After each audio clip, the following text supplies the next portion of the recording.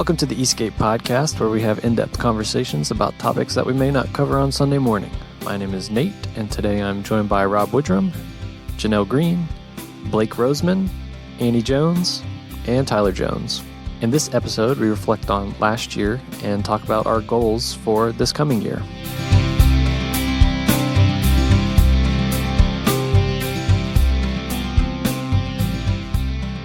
Happy Friday, everybody. My name is Nate. I am the student pastor here at Eastgate. My name is Rob. I'm one of the pastors here. I'm Janelle. I'm one of the pastors here. Happy Friday, everybody. I'm the community pastor here at Eastgate. My name is Blake. My name is Annie, and I'm the Kids Gate leader here. My name is Tyler, and I am the worship leader here. Gosh, just on and on. He just goes and just talks and talks. You talking about me? No. I've heard that Also, so Annie much is growing up. new for... Oh, did you hear that joke all the time? And how did you feel when people said it? I was like, okay.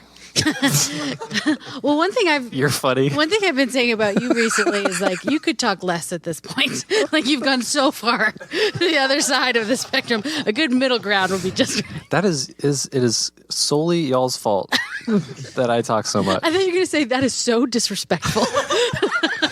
You should have just said you're funny. I used to say This is the nothing biggest insult before ever. I started working here. That's so cool. We did that. We broke you. Well, Tyler, I'm excited for us to break you too. Annie is our Kids Gate leader, and she is married to Tyler. And so if you hear Tyler say, like, I love you, he's probably talking to Annie. Gosh, that's so disappointing. And That's so disrespectful. and for anybody that is unaware, this is not... Annie was the youth pastor for a long time as well. This is not her first experience working here or being with the kids. Vicky had to step down from that position, had some different things going on in life, and we really appreciate what Vicky brought to this. The Kids Gate ministry and stuff, but we're excited to see where Annie is going to be taking it. And Annie's worked with Dad and I are sharing a mic. And it's like, there's a mic stand, and we're just like swinging it back and forth. I'm waiting for one of them to get clocked in the face.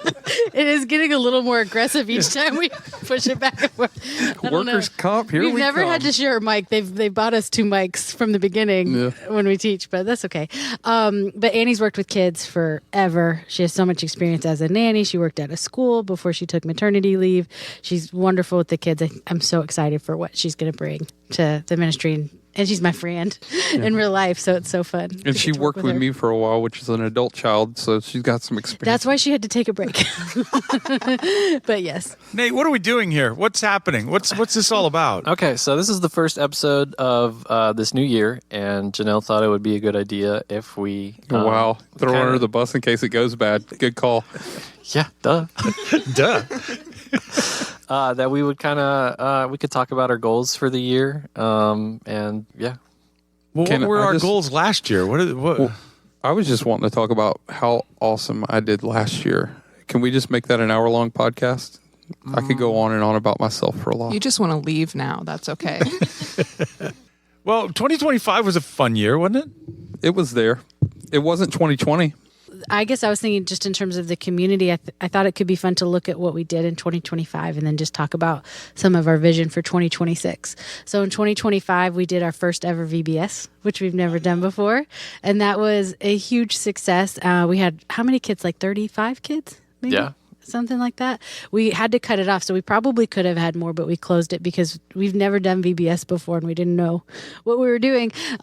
But the amount of volunteers that stepped in to help, and it was long days of volunteering, multiple meetings before it happened. And I just, some people were like, you're announcing VBS, you don't even have volunteers. Like, what if you don't get volunteers? I'm like, I think we will. I think it'll all work out. But it was definitely like a leap of faith. And I was overwhelmed by not only the volunteers that were there, but how much they cared, how much they put into it, and how much ownership they asked to have for it next year. Of like, next, like Najla did the crafts, and she said, next year I will come up with all of the crafts and prep all of the supplies. Like, just put me in charge of it. And then someone else was like, I'll do the decorations, and someone else said, Julie Krasinski. I'll do the games. Lisa Stretch, when she saw the snacks we had, some of them were bananas the week of, and she goes, oh, I can turn these into dolphins. And she took all the bananas home and the next day brought them back as like little dolphins eating a blueberry, and the kids loved it. And she goes, next year I'll be in charge of snacks. So it was really, really fun to just see all of these different things come together. Bob did sound April. I remember she dressed up as a camper the day. Dad, you and Dennis were helping with kids, getting them. But this was all Nate had like brought this up as I want to do VBS, and we've talked about it forever. So I was really glad that was one of the goals that you had last year. Anyway, I loved VBS. I can't wait to do it again next year. We have ideas of how to make it better. I think we have some ideas of how to bring a couple more kids, but honestly, I felt like the group that we had was just right. I really loved too getting to have 3 days in a row teaching Bible stories to the kids. It was so exciting on the last day. They knew the story of Peter. They knew the story of how he became a disciple. Anyway, VBS I loved it so much. I can't wait to do it again. One of the themes people talked about this year or doing it again for 2026, was like a Wild West theme. I think that'd be fun. And then I actually just got a message from Kurt, who plays Congos, and his grandkids were here last summer. Like he had his grandkids for a couple weeks, and they did VBS. And he said, we took them to Disney, we took them to Shipwreck. VBS was their favorite part. That's what they said. Wow. And so he just messaged me yesterday. We're coordinating dates. We need to know when VBS is because the kids are like, got to be there for it. That's amazing. amazing. And it was really fun. And my sister was putting like a year in review video together, and she found a video over the summer where her daughter was just at home singing the song that they learned at VBS and doing the motion. So I'm excited for VBS this year. Tyler, being on staff now, has a little bit more availability to be here than Matt did last year. So I like the idea of getting a little bit more worship involvement with that. The kids really were engaged in that more than I expected them to be. And then just, again, more community involvement as well. So that was a wonderful time. I was hesitant on VBS. We've never done it, and it just seemed like a lot of work. But, man, it was such a beautiful, beautiful thing. I thought it was great. It was a lot of work. Yeah, but it really didn't bother me that much watching you work and all of that stuff. No, it was great. Yeah, I just had the idea pop in my head. I remembered going to VBS as a kid and how much fun it was, and we've never done it here, so yeah, it was super fun to work on, and I'm really excited to do it again this year. Well, and the theme was Nate's idea. It was discovering God daily, and the theme was like a camper, like campsite, almost like Boy Scout kind of theme. And it was so fun too, just the community involvement of even people who weren't volunteering on a daily basis, volunteering to bring supplies to help us like completely, I felt like, transform the spaces. And that was really fun too, to see the kids light up at the new spaces. So anyway, I could talk about VBS forever, but I loved that. That was something new we did last year. So Tyler came in as the worship leader. We started training you, I guess, maybe towards October, so it was later in the year. But how are things going with all of that for you? It's great. I'm really enjoying it. I think for what I would like for like myself is just, I guess, to figure out what it means, I guess, to me, what a worship leader is and what that means besides like just picking out songs to play on Sunday. Like, what else does that mean outside of just planning songs for Sunday? Like, how can I be more in the community and get to know people, the volunteers and that kind of thing? Yeah, I love that. I think that's something that for me is something that's one of my biggest goals for 2026 is like just doing what we can to build community in as many places as possible. Like, I think we've done a good job with that with small groups and like really helping people get to know each other, eating together, doing that. But also I'd love to do that with, should I stop or should I keep going? Does it matter? Keep going. Okay, I didn't know. I'm tired of hearing you. No, I meant with the plane. There's planes I got you, flying overhead, so if you hear them, just ignore. Yeah, them. we live by an Air Force base. Everybody knows what it sounds like. But even with Kidsgate, Annie's coming in as the new Kidsgate leader. One of my goals for 2026 is that we kind of started looking at last year is just ways that we can be bringing Kidsgate out from behind the walls in the classroom. Simple things like displaying artwork on the walls outside of the room so parents and families can see what kinds of things kids are learning, but also working on communication with the community inside the church and even outside the church to let people know, like, we really care about the kids here. We write our own curriculum.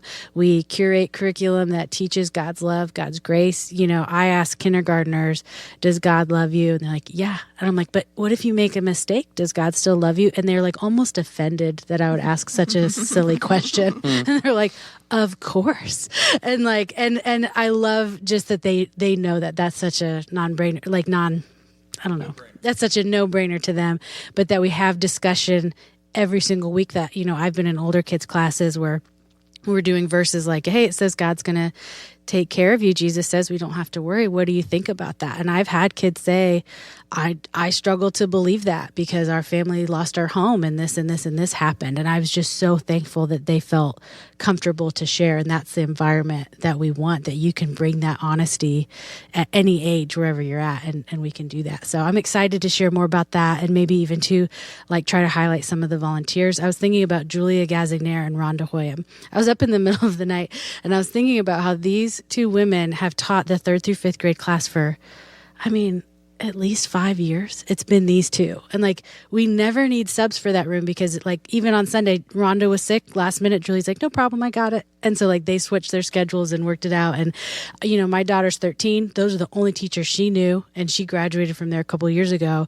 But just how much behind the scenes love and care and compassion is poured into these kids. And I want the community to know about that. That's awesome. I think, that's one of those things that Eastgate struggled with in our early years. The kids' church programs were very difficult for us to figure out. And it took space was a problem. We used to be over in the Promenade Mall and we had no space for the children. At one point they were going into what had formerly been a dressing room at the dress shop we were renting. It's so small. It's like the size of a bathroom. We're cramming a bunch of kids in here. Yeah, come to this church. We'll cram your kids into a closet.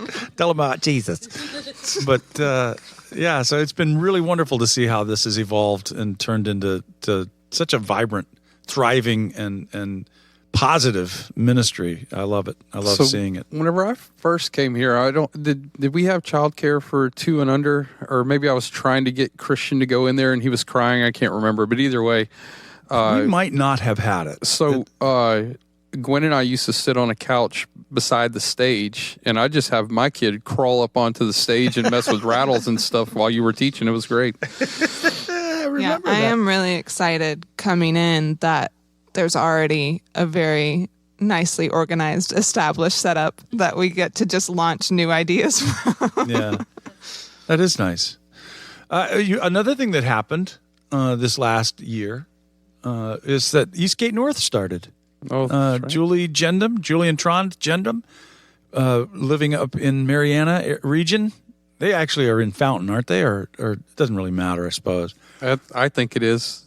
Anyway, they're in Jackson County, so it can't be Fountain, I don't think. Okay. Unless cities can go over county lines. I'm not sure. Super important details. So they launched a sister church up there, which I was thinking about. I've got the opportunity to go up next Sunday, and I'll be filling in for Julie, just giving her a break.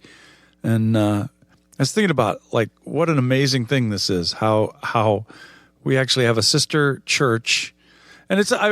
If anybody were to talk to me, I was kind of thinking about what I would say if they wanted to understand our relationship, because I want them to know that that's an autonomous. They're an autonomous community, but they've got the support here of Eastgate, and obviously Julie was somebody who was part of Eastgate from its very beginning. I mean, its absolute beginning. And so she knows the philosophy and the heart and the mindset that we've been wanting to cultivate here. So she's doing a great job up there of spreading that same kind of mindset and message. So that's pretty exciting. I've loved getting to help Julie with this. I remember at the beginning of the year, her saying to me, I kind of feel like God's put it on my heart to maybe start a church up where we're living in Mariana. And you could see kind of the fear in her eyes of maybe so if you want to tell me that's a bad idea. And I'm so excited, let's do it. And so I remember meeting with her and just kind of going through just practical, step by step. Here's the things we want to work on with communication. Here's the things we want to work on, have some activities ready for kids and things like that. And it was really exciting to be able to share the things that we have learned through experience, things that I didn't think was knowledge we had. But then when someone was going into it fresh, being able to say, oh, here's this. And then it was really exciting too to know we were going to be able to offer support. I mean, we have that support for one another when she's struggling or there's a new thing that she hasn't encountered before. She'll call us and we'll talk it out. And it's just, it's a wonderful relationship. They absolutely embody the servant leadership, such a heart for the community, such a heart for God. And I got to go visit it, Dad. You haven't visited it yet. It's so fun. I loved it. One of the things, did you notice how much it's a community already? Like, I mean, it was so heartwarming to me to be there and to watch the relationships that are being built. The sincere relationships I want that to are being encourage built. anybody who attends Eastgate, if they ever are like, hey, family road trip or whatever, you want to go up north, it is really special to see it. It definitely reminded me of when Eastgate first started, and you realize all the things that I run around worrying about on Sunday morning, those are really not even an option for what the space that they're at, and you realize that these things don't matter. Like, it really gets to the heart behind like what it is you're wanting to do, and it was such a beautiful thing. And of course I loved it because they had like coloring pages all over the walls of like that kids had done with Bible verses and things like that, and it just represents so much life and beauty. And yeah, you could tell the people there really knew each other, really cared for one another. It was wonderful. I know they've done a yard sale. I know they've also got like a food pantry that runs out regularly. So maybe if anybody from Panama City Beach visits, bring some food to add to the pantry. That could be a good thing to do. It's really exciting. I like that, the idea that like when you came back telling me how much it reminded you of Eastgate when it first started. And those are special years. That's a fun time before it turns into this. Just kidding. I'm kidding. I'm taking the microphone away from you now. Other things that started last year, the women's breakfast started up again. The men's breakfast started up again. Those are Saturday mornings. Dad, I know you've been stepping in and helping with the men's breakfast, and I think you've been surprised at how much it's meant to you, and you can talk about it if you want. Yeah, well, I mean, that's the thing. It's just a great opportunity to get together and get to know these guys. I've made some good friendships there with some of the guys that I hadn't known, some who are new, and I it's nice to see those kinds of breakout ministries begin to happen, and where we're with the focus on being able to get closer together, get to know each other more. That was good. Something else. Did the prayer meeting start this year, 2025, or last year? I just started going. I think that we started the podcast last year. Oh, did we start the podcast? Yep, in February of last year. I think the reason why it started was we had a conversation about communicating and how we can communicate what Eastgate is, and outside of Sunday, different ways we can communicate that. And this was one of the things that we came up with, was to do a podcast. And we've been doing it for almost a year now, and it's fun. I like it. I enjoy doing the podcast. I really enjoy it. I feel like this has kind of become like my ministry here at Eastgate, maybe. In some ways, I wouldn't go that far. Definitely, and you do such a good job keeping us on schedule and editing them, and it's like honestly, wrangling cats. Yes. But honestly, just the heart that you bring to it too is so wonderful, and I love the perspective that you have, and just keeping us on track. I think these are things in the past that maybe we would start and get excited about, and then it would like fizzle. And so I appreciate you just keeping it consistent, and I've loved being able to do this. Yeah, I love learning, and this is a fun way to learn, and having conversations and stuff. I think that's what one of the things that we're called to do as Christians is just to talk about the Bible, have conversations about it, and this is just a cool way to do it. That's what I think. That's what I like the most, is that we're able to have just these good conversations, and there's so much learning that takes place. That's one of the things that Tim Mackey talks about with Bible. The Bible Project, is that the Bible is actually meant to be discussed in a group setting. It's obviously time and space and all of that, the spatial limitations and things like that require us to have the Sunday morning kind of lecture style exploration. But the real meat of this happens when we have conversations with each other on what the Word is talking about. So I like that. And that goes back to small groups that we did last year. I think that is such a great time for people to participate in that themselves, everybody in the community. I was trying to pull up the flyers of the different small groups we had. I can't seem to find them. But I know we did faith and mental health that Bethany led. I know Andy led on Galatians. You and Nate did a small group on hell.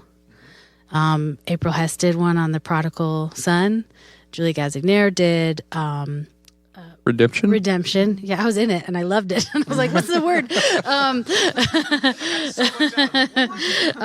And there's more that are there that I'm not saying. Noah has been doing the young adults group for a while, but those I have loved to see the way I feel like just the Holy Spirit's put different things on people's hearts, and just the way they'll come up to me and be like, I know this is weird. I kind of feel like I'm supposed to maybe suggest this group, and I actually already have 8 weeks planned if it works out. If not, and it's so exciting to just kind of see that spark in people's eyes when they talk about this. And I've loved that it hasn't just been staff doing one more thing. And like, I think it's such a good representation of like, we're all called to this form of leadership. We're all called to this way of sharing about it. And it's not just meant to be a few people where everybody gets like the truth has to come from these few people for it to count. And then obviously just our time of dinners together, such a special time. I love it so much of just, being present, getting to know people. I do think that the practice of eating meals together, that's something that we never did in our history before the small groups thing started. And I love how it's trained us. We've actually learned how to eat meals together. And I've seen the changes take place when we do our annual Thanksgiving leftover potluck. We had so many people hanging out and eating the meals together and stuff, and it's cool. It was a good training ground for us on that. Okay, I found one of the flyers. We did Sermon on the Mount with Julia Gazignere doing that one. And then Melissa Fernandez taught Jonah, Grace for Sinners and Saints. So I just love just the variety of topics. I love, too, just how many people participate in it, how many people are interested to learn more. And that's usually pretty much all the small groups are in a discussion format. And so it's just really, really fun. Another thing we started doing was baptisms before church. And then we come back for a pancake breakfast. So we got a griddle because we kept blowing all the fuses. And a griddle was something, Nate, like that was been on your heart since day one. For I think I've been working here for 4 years now. Day one, I was trying to get a griddle in here. It took 4 years, but we got it. And I think when you were gone, was it for paternity leave? We got a griddle. Yeah, I wasn't even here. But I felt like it was a fun surprise for when you came back because we also didn't assemble it. We're like, just put it by his desk. We'll leave it for him. Got some extra work for you whenever you get back. It's things like the griddle and like the cotton candy machine are just my favorite things when we get to pull those out and like just feed the community. I know I'm getting nasty looks about the cotton candy machine. That's fine. The cotton candy machine's great. But I do just, awesome. I love the pancake breakfast before church. I've seen, families come in from the courtyard on like pancake breakfast day, and like their kids are running in. And like, I love like, sometimes I'll see them like kind of dancing with the pancake walking around. I'm like, yes, pancake breakfast. And it's so cheap. It's like we buy the instant pancake mix. It's a little sad, but it's delicious. I can crank them out so fast on that grill. This bad boy can cook 60 pancakes a minute. Lawana started the women's circle on Wednesday mornings. Annie, you participated in that. What were those like? Those were really fun. It was fun to get to talk with a different group of women than I normally would on a Sunday morning, and to get to hear kind of where they are in their walks with God. But then also Liz would lead a little workout before, and that was really nice, especially coming back from having a kid. It was a really nice, gentle way to ease back into exercise in a very non-judgmental, supportive environment. That's awesome. And then Lawana and Nate started their podcast. I started a relationship with Lawana. Before that, we never really talked, and we had her on the podcast, and then she's like, well, I want to do one. It was originally for women. It was going to be a women's podcast. And we were bouncing ideas off. I was going to, do all the editing and everything. And she's like, well, I could just talk to you. And I'm like, You're like, oh, no. So yeah, we started a friendship over a podcast. And yeah, it's been pretty good. It's such an unlikely friendship, I feel like. Yes. I love our dynamic. We're completely different. We come from different ways of life, we have different ways we think and aspects, and it's I love the conversations that we have. That's so cool. I love it too. And that's maybe one of my goals. Not maybe. That is one of my goals for 2026 is getting Nate and Luana to do a teaching together on a Sunday morning. I think that would be really fun. I mean, and I was saying it could be a live look. You're like taking a deep breath right now, as I say, and your face is getting itchy. Mine does that too when I'm anxious. But I think a co-teaching with the two of you, and like I said, it could even be a live podcast recording that you tell people like, hey, this is going to be our next podcast, and we'll just do this topic. That's gimmicky. Even if it's not that, I think that y'all have a great dynamic, and I think that would be really fun to see y'all do that together. So we did a lot of stuff. I mean, honestly. Oh, we did Angel Tree too. I know we talked about that, but we decided not to do Operation Christmas Child this year. The people who normally run it were not here to run it. And so we kind of felt like, hey, we have a opportunity to change this up. What do we want to do? And so my mom, Robbie, really ran with the idea of the prison fellowship Angel Tree. We knew we wanted to help people who had family members that were incarcerated. And she did all the research. I felt like overwhelming to understand. Now we get it, but at the time, like having no context, not having any person contact that we had to explain it to us, and she just kind of had to figure it out through research. She did not give up. I would have given up way like I don't get it. We're just gonna have to move on. This is too complicated. And she was like, no, I'm figuring this out. Assembled a team of coordinators: Debbie Davison, Audrey Ripka, Lisa Tatum, Madeline Magnus, Deb Garvin. And they helped with coordinating all of that. And we got gifts to 35 people, 35 kids in the community and the caregivers. Plus, we did 44 virtual gifts. So that was really cool. And then the other thing, we got to meet some of the families from the community. Got to meet some of the families. My mom and I went and shared with the Optimist Club and shared about it with them. So if they want to participate in it next year. And I'd just like to say that watching Robbie, like I didn't really have anything to do with it, but watching Robbie light up. She asked me to help, and I would say, "What? I can't hear you." But honestly, just seeing her light up and come alive with that was pretty neat. Stepping into roles that she would normally never do, like she shared with you on a Sunday morning during the announcements. That was pretty profound. I don't know. She had to try to do that one other time. I had to video her because she couldn't stand the thought of standing up in front of everybody. So it was really cool. I love seeing what it brought out of the people here in the community, and I love the fact that it was able to do the good of the kingdom of heaven. And I mean, it was just a win-win all the way around.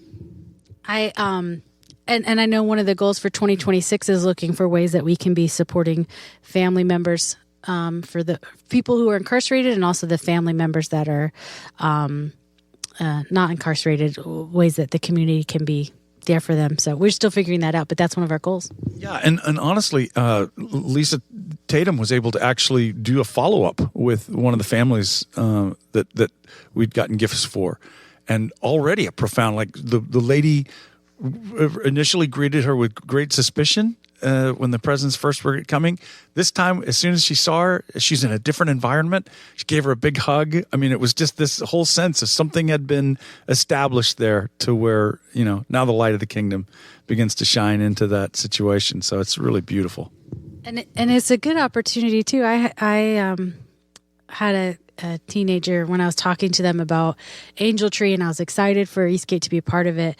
They were like, why would we want to help people who are in jail and prison? Like, they were sincere and just like they messed up. Why would they deserve this? And so it was like, oh, guess what? We're going to talk about this. And it was so wonderful to be able to kind of share our heart behind it. And I saw them really sitting and thinking through, going like, okay, yeah, okay. And like, really, because if you're presented with one way of thinking about people your whole life, being able to challenge that perspective and at a young age as a teenager, who knows how that's going to affect them as they grow up, thinking about things differently. I was thinking about too the Rescue Mission food pantry. Is that new for last year? Yeah. So we have that. Do you want to explain it? So we've got a pantry located here within our big room, the building here, that everybody just brings in donated items. We have a master list that the Rescue Mission downtown sends to us. And then people just donate food. And Deb Garvin and Carl take it and deliver it to the mission. The mission told me at the last meeting that I was at that we were the top donators to a lot of these goods that they need to be able to put lunches together or care packages and things like that. So it's really cool. That's a wonderful, again, to watch those it's metal shelves and to watch them fill up, and the Garvins will come in and empty it out. And then sometimes before right, it's about 10:15. A lot of times that thing is filled up. They unload it early before service starts, and then usually before worship is over, it'll be halfway filled. Which up just again. Speaks to the generosity of this community, and that's such a demonstration of God's heart and His love. And it's more echoes of Eden. The idea that the flourishing of life is available to all, and to participate in that. That's a wonderful thing.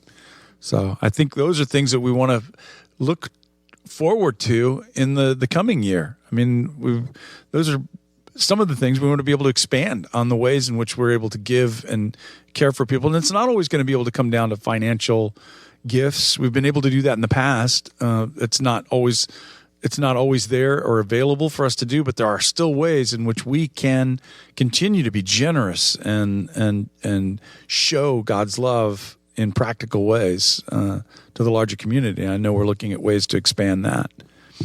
We've also got the food pantry out front that this year. Matt Bonnell built a beautiful box that just became overflowed with food too as well. And I noticed food is leaving it as well. And so that's been just really, I'm so proud of all the tangible ways we have come up with wanting to show God's love, that we're not just saying it and emphasizing it, but that we're living it as a community as well. I know with like the food pantry, it's really fun when I'm grocery shopping with my kids, letting them participate in helping me pick out what we get and talking to them about what we're getting and who we're getting it for, and like really establishing that at a young age. And maybe that's something for Kidsgate. We could look at ways that we can have for Kidsgate to bring in donations, maybe for the older groups or whatever, if they ever want to, that they could help, with loading up that. Because I think it's so good to establish that.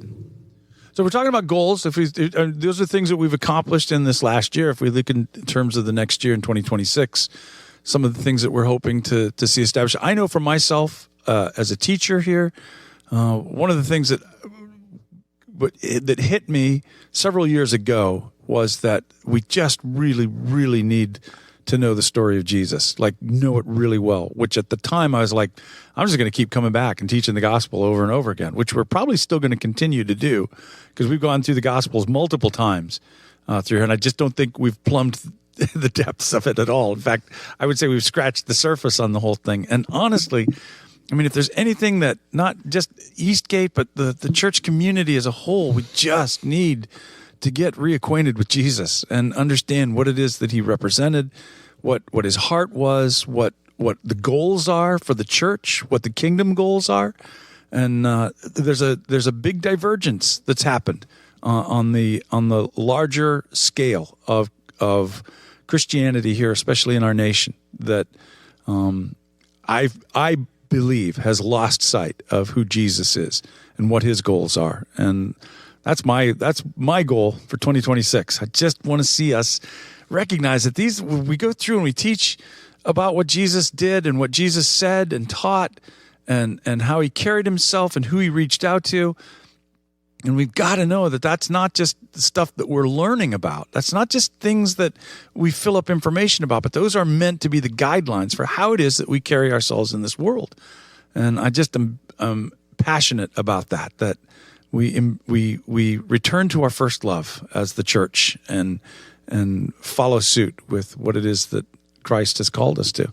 Those are some of my goals anyway. That sounds good. And how long has Pastor Christian been, that was last year, or maybe at the end of the year before that, but there's been just developments this year on a lot of the things that he's been doing, trying to build the Spanish-speaking community here. Yeah, so they've started a podcast this year that's reaching out. It's called it's CAUCE.7. It means Channel 7. But I'm gonna actually, one of my goals for 2026 is setting up a webpage on our website about Pastor Christian and the ministry and the work that they're currently doing to reach the Spanish-speaking community, because we don't speak Spanish. Most of us don't. And so they're able to reach people that we can't get to. Yep, absolutely. So they do some, I guess, missionary type work down in Tampa. They go down there a lot and do conferences and things like that. I know that they're working on getting to know the Spanish-speaking churches here in Panama Bay County area. But it's kind of neat. There have been accidentally more Spanish speakers here at Eastgate. Just we weren't reaching out and trying to get them to come here. It's just since he's been here, it's been kind of neat to just watch that kind of thing happen. And you see how much maybe there's been a need for that we just couldn't meet. And so it just kept moving along where, Melissa, P, I don't know if, she was at the store and she saw some people struggling to read a paper, and she felt like God encouraging her, like, go check on them. And so she went over and said, like, hey, are you okay? And basically they spoke Spanish, and they had a notice from the court that was in English, and they couldn't read it. And it was so wonderful that she knew Pastor Christian. She knew that he existed and that there were resources, and they were able to there was someone she could send them to, a Christian resource to help them work through it. Blake was able to help translate the document, but in terms of like follow up with them, being able to share that there is somebody here. Yeah, they have Pastor Christian's contact now. Yeah. So those are the kinds of things I'm so thankful for, because again, that's something we couldn't really help in a long-term way. Yeah. So I those kind of things are just really neat to me. So whenever you said it, I didn't think about that. Like there may have been opportunities to help Spanish speakers before, and we just didn't have the capability. And now that we do, it's like, it's kind of like whenever we got with Pastors United and things, where we didn't have the resources before, and then we joined up with them, then our resources can expand. So the kingdom of heaven expands in the same vein of that, which is, I think, really, really great. So. And I feel bad with my response to what you said, Dad, because I thought what you said was great, and I hope it didn't seem like I was just like, yeah, sounds good, like dismissive. Okay, when you were talking about the goals of making sure we get back to the gospel, I loved everything you said. I feel like what you said was so good that I didn't want to just like repeat it again in my own way. So I just was trying to agree with it. Couldn't have said it better myself, but I'll try. No, that's fine. I never picked up on that. Okay. But now I did. I was just like, I can't believe his daughter's now so that you rude said it, to now him. I'm kind of disturbed about the whole thing. All right, we could wrap up with, we could just say a few more, we could go around and say a few more of our goals for this year. One of my goals is to establish that I'm better than everybody else. Boy. Good luck with that. Yeah. This year? You've been trying that for a few years now. I think that one thing for myself, I've been at this for quite a few years. Been kind of in the lead role as a pastor for about 29 years or so. Been pastoring here for 30 years, 31, coming up on 31. And I think it's time for me to start, probably engaging a little less in a lot of the things that I've been doing. This is awesome. Keep talking about this. No, I think I feel a sense of timing on the whole thing. Not that don't get me wrong. I'm not saying I'm leaving or anything like that. That's one of those things. Nobody's ever going to get rid of me around here. Just this is the piece of tape on your finger. That's right. It's like a piece of tape on your finger that you're trying to get off your hand with just one hand. But this is this is my community. I don't know where. I've said all my life, I don't know honestly where I'd go to church if I didn't have Eastgate to hang out with. So. And just to clarify, this is not a surprising thing that we. No. We've been talking about this for a while. Been preparation involved, and people have said to me before, hey, retirement—that's not a biblical concept, blah blah blah, for a preacher and stuff. And I mean, it's not. Yeah, well, that's true. They weren't there. Nobody has, and that is it is a unique. It's a unique position in life to be in. But I'm not going to say retirement in that sense, but just I'm just taking a less active role, but I'm still here, and I'm still, my role will shift and change. What we all have to recognize is that God never intended for leaders to get into position and then just hang on to that position forever. There's a coming generation. We see them. I mean, this is, to me, one of the most exciting things that's happened at Eastgate is to watch all of these younger people that I'm looking around this circle here, and there's a representation, a span of, from late 20s to mid 60s here. And what a great group to be able to cooperate together. But the idea is to invest in the coming generation so that they can take it. And that's an important thing. That's something that all of us, not just pastors, all of us from my generation need to grasp a hold of our calling in this. We were never called to sit around and criticize the coming generation. That's what the world does. Our calling is to invest in and encourage and facilitate the ministry that they'll be carrying on while we're gone. So anyway, that's where I'm feeling the Lord kind of pulling me in that direction. I'm just going to, not leaving, just doing a little less around here. I believe the children are our future. Just imagine you just backing into the shadows and being like, you can be in the room. Did you ever see that Homer Simpson meme where he's disappearing into that's me? How do you, I know this is something we've talked about for a while, of just like knowing when that timing will be, what that will look like, wanting that to be on your terms. How are you feeling about this decision? I'm sure it's mixed emotions. Yeah, it is. It's I would say that up until this last year, my ability to wrap my mind around it has been, I couldn't quite do it. People would talk to me like, you're getting close to retirement age where most people retire, and most of my friends are retired now. And, so what are you planning? Are you going to do that? And I'd be like, yeah. And they'd say, well, Robbie'd say to me, well, what do you see? What do you see yourself doing? And I'd start listing off all the things that I would think I'd be doing. She'd shake her head and said, that's exactly what you're doing now. What would be different?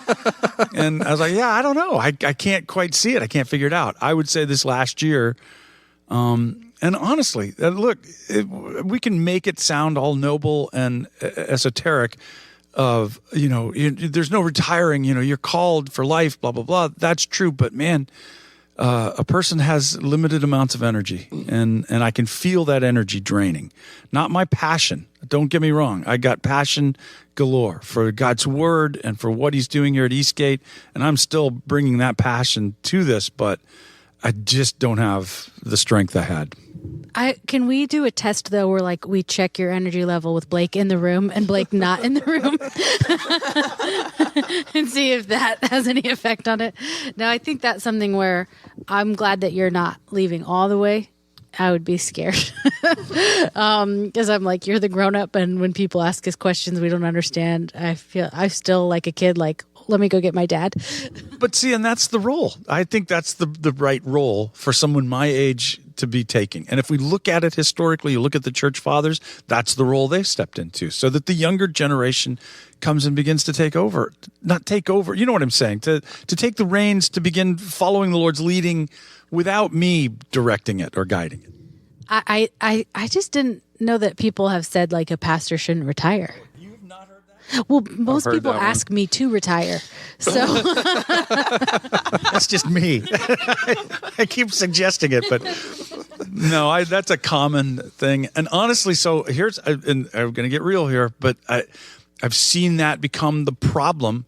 And I saw that become a problem with anybody who knows us knows who I'm going to be referencing here, but it's a group, a national ministry group that we were a part of for many years.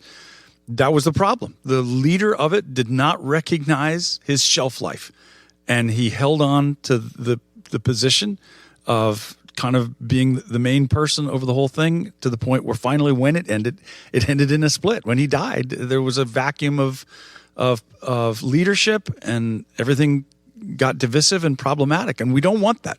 We do not want that at Eastgate. We want to be able to see how we can continue forward, and so I'm happy to take on a role of statesman.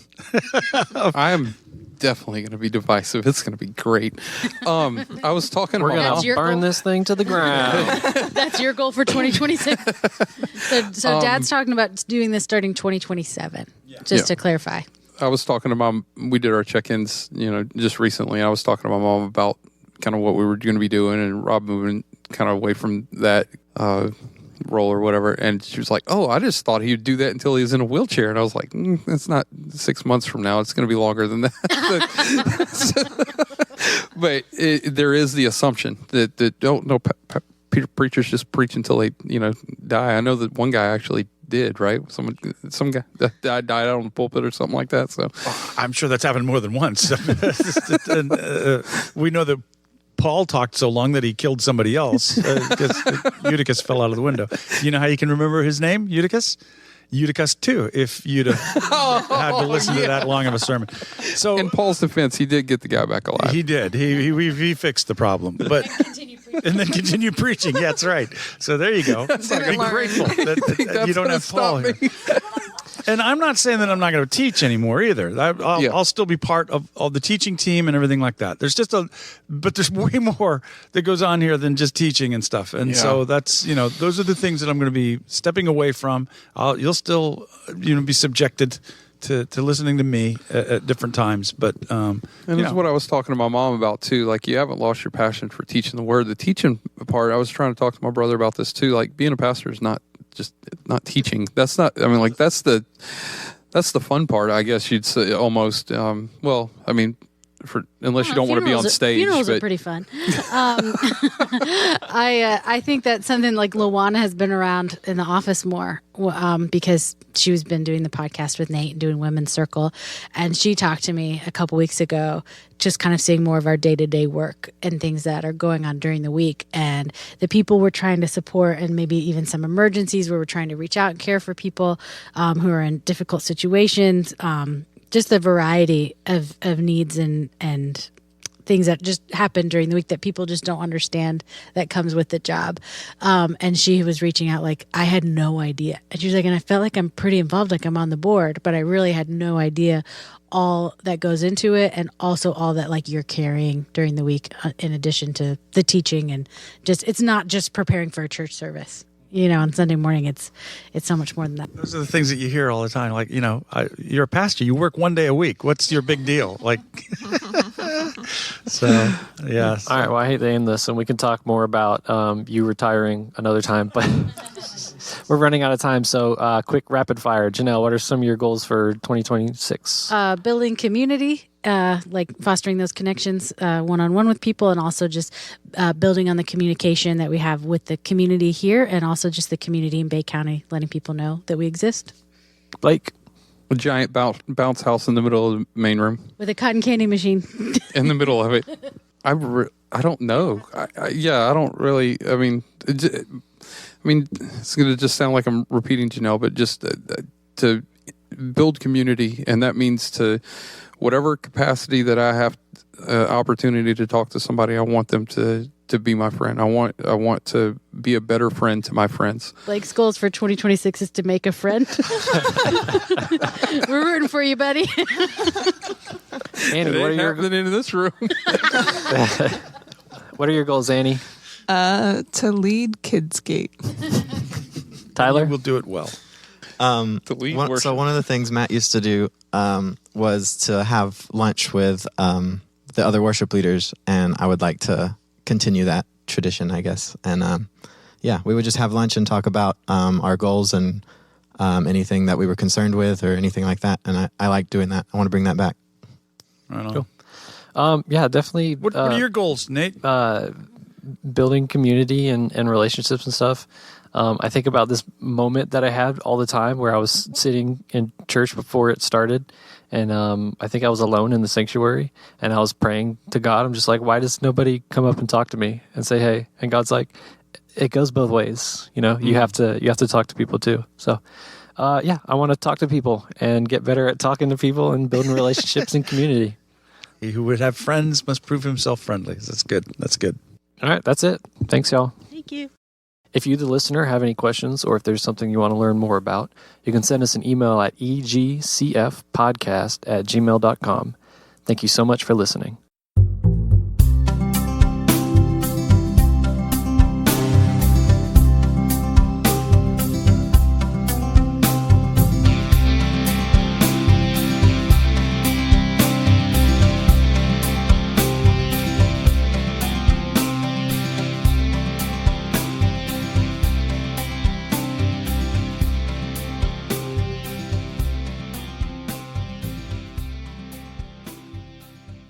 I'm all things to all people, that I might by any means win some. Da-da-da-da-da. Da-da-da-da-da. Yeah, we were kids. Bunch of little kids running around being idiots. I don't know anything about it.